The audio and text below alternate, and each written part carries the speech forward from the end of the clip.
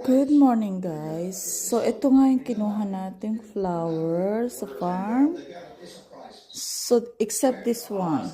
So sinama ko lang kasi pwede pa siya. So ayan 'di ba? Hindi mo na kailangan, yung iba hindi pa nakabukad. So ayan no, kita nyo. Ayan, ang ganda ng kulay. O 'di ba? Hindi mo na kailangan bumili. Mukha siyang stargazer. Pero maliit. So ayan nga siya guys. So, ayan. Pag nakita niya nga, diba? Oh, hindi mo na kailangang bumili ng bulaklak, sariwa, at talagang from the garden. Diba, guys? So, para-paraan lang yan. Para tayo ay makatipid at the same time meron tayong pabulaklak on the table.